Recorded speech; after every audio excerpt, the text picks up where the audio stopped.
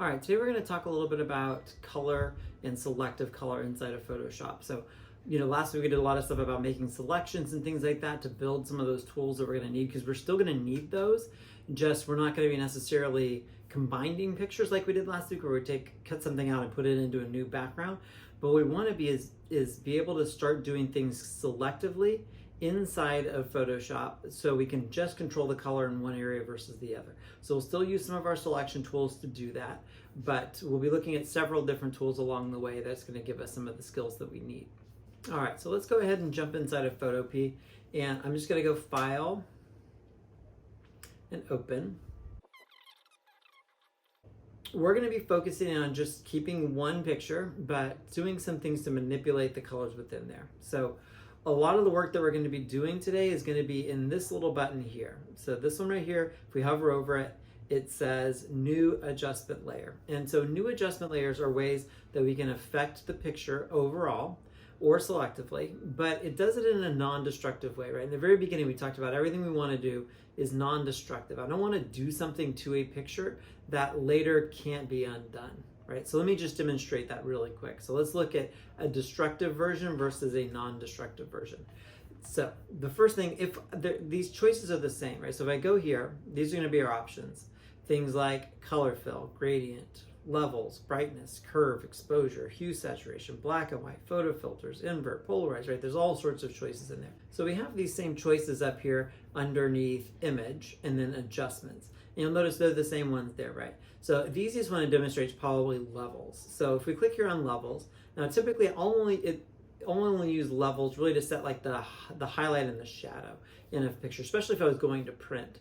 But what it does is it creates a histogram, right? So let's just say, for instance, I wanted to make some adjustments to this image, and I wanted to just maybe, clip the highlights a little bit to brighten it up some, but I don't want to lose the detail on my face. And I might want to bring down the blacks a little bit, just to give it some more contrast, and maybe adjust that overall tone a little bit as well, right? And if I was happy with that, I'd say okay. Now, that's all fine and good, but if I was to save this file, or even do multiple things to it, the thing is, if I just change my mind and I go, okay, well, you know what, I want to now go back a little bit. Maybe it's a little too contrasty. I don't want those highlights quite so hot.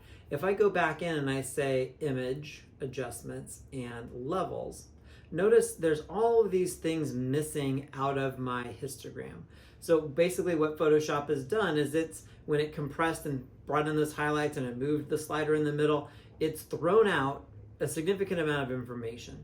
And so now when I go to adjust again, I may make some different choices, and I may go like this, and I may go, oh, maybe I still need that a little brighter, and go again. And if I'm happy with that and I say okay, it keeps adjusting and it keeps removing and losing information. And so now if I really want to fix it, I go, okay, well, now those highlights are too hot. I need to try to bring that. Can I brighten this back up? And can I still, get something out of there? The more times I adjust it, just the worse the information becomes, right? I keep losing more and more information every time I make an adjustment. And that's destructive, right? It's getting rid of my information. And I don't have the ability to go back, in the same way, especially if I save this file and I try to open it up later and I come back and go, oh, I want to change the contrast because I saw it print. We don't want that information gone, right? So instead, we want to do the adjustment in a different way. Now, if I instead go over here and I use the adjustment layers, then I can click and I can still do that same levels adjustment, right? And there's my histogram again. And I can come over and I'll be a little more extreme even. I'm gonna go, okay, really dark blacks, clip those highlights a little bit. Let's make our overall brightness a little bit better.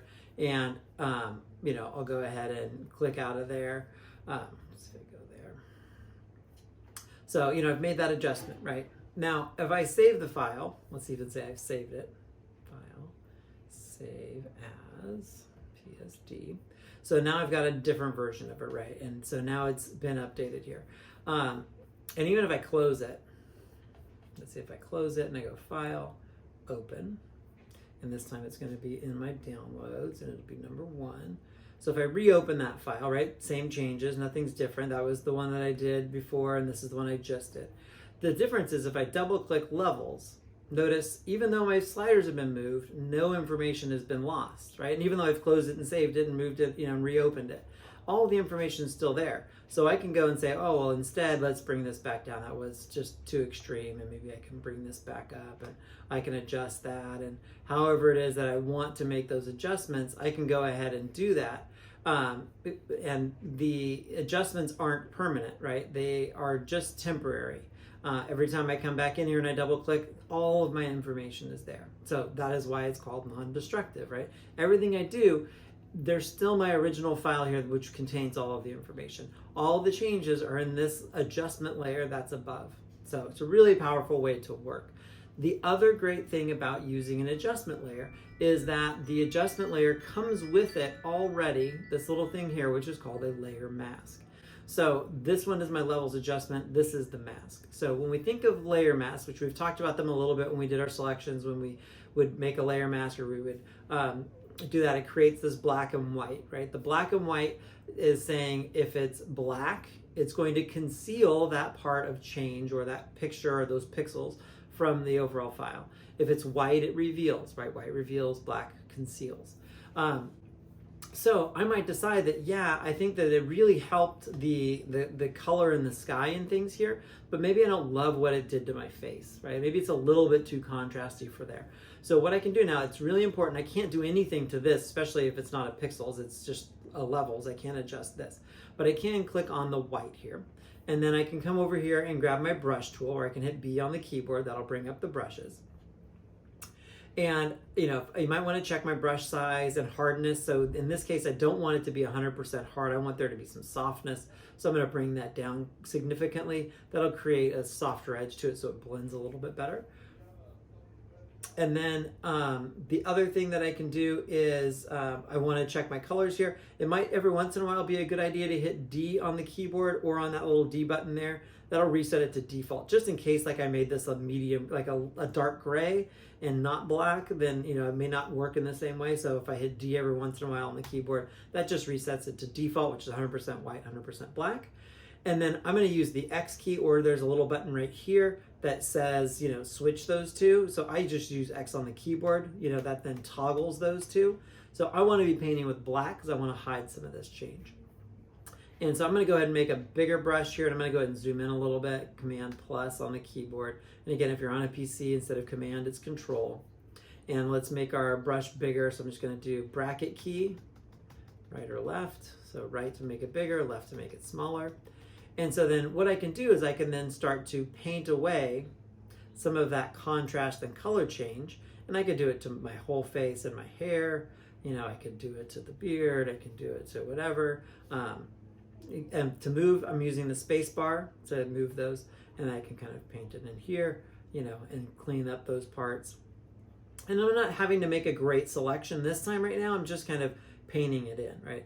And if I make a mistake and I paint out here and go, oh wait, I didn't want to do that, I just hit X on the keyboard and I can bring it back with black and bring back that color change, right? So I can just come along there.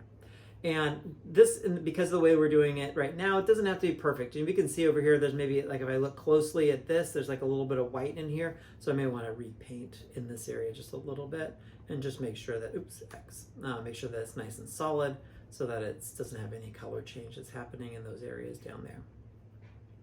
So just to see, now we can see we've got a solid mask there, and I didn't have to make a selection or anything in this case. And I'm gonna go ahead and zoom out, Command 0. And just to see this eyeball now, the color change is only happening in that background area, right? So now it feels a little more sunsetty, it's got a little more of that saturation and those sort of things. And I'm just using this mask to protect and hide this area and then reveal the area here because those are the white areas, right? Now, if I don't love that, now that I've got my mask, I could still make changes, right? So I could just double click there. That brings up my layer or my levels. And I go, well, maybe it's still too contrasty. I could still bring that down. Or, maybe I do want those highlights even a little bit brighter, and I could start to, play with them as well. And, I could bring this up or down. And that also shows me that maybe there's a little bit over by the side of that beard that might need to be cleaned up. And so I'm going to concentrate on my background and get that color and contrast kind of the way that I want it.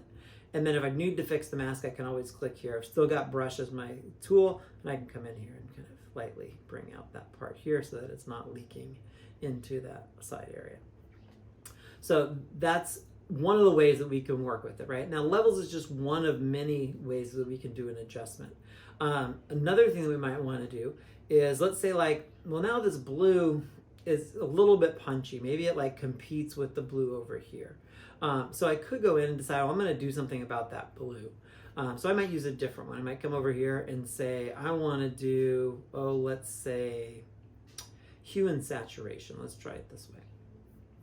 So now hue and saturation does overall saturation, and it does overall, hue and brightness, right? The lightness. So again, there's no mask currently. So I can see if I go like this, more saturated. If I go this way, less saturated, right? Now it doesn't only work with overall hues though. So I can go up here where it says master, and I could choose something like, let's call that, let's say it's probably closest to cyan, right? A little mix of blue and green. So I'm gonna go cyan. Now, if I do that, I can start to shift the hue. So I could go, okay, well, anything that's kind of like a cyan color, I'm going to adjust those. Right now, it did both the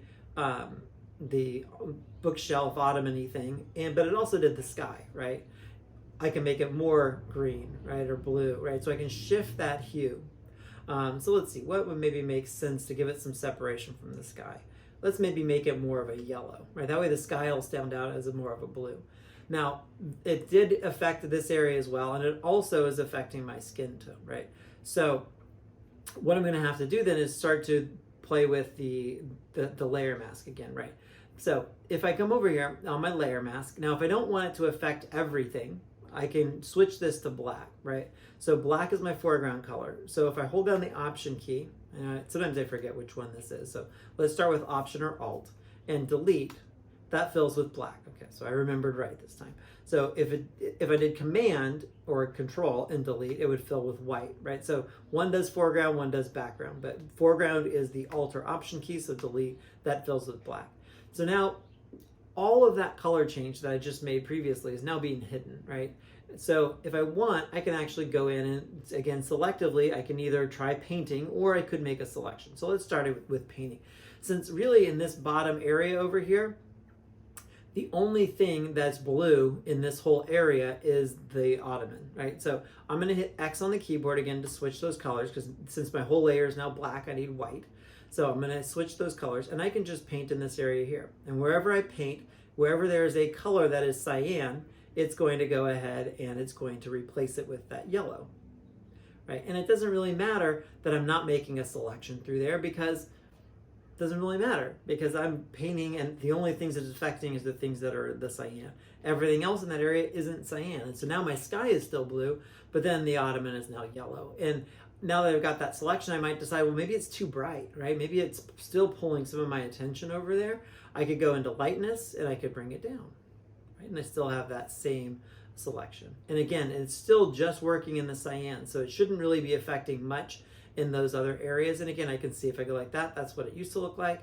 So you can see like those boxes or whatever are sitting underneath there, those aren't really changing, right? It's just changing that one area that I thought was maybe a little bit distracting. And I might still want to take this down just another notch, just to bring it, to a little bit less of a distraction. Because again, we're talking about senior portraits, so we want as much as we can to get the attention onto our main subject and off of the other elements that are distracting. But we want it to give it that feeling of the vintage store, but we still want to keep our focus on the person, right? So that's that part. So there we go. We've gone ahead and done a couple of ways to work with some of our hues and saturations, levels, and using, again, those adjustment layers as a way to affect the color change.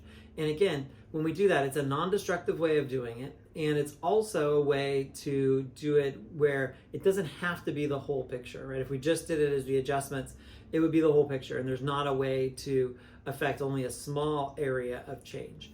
And the power of being able to work with those and selectively pick out those areas, or just bring down one color versus another, is a really powerful tool to be able to focus our attention on our main subject. Now that we're done working on this image, we want to make sure we do two things. First, we want to save it again, so we're going to go save as a PSD. Now, the PSD is for you, right? The PSD is so you could come back, and if you want to make changes or edit it further, that you can go ahead and do that, right?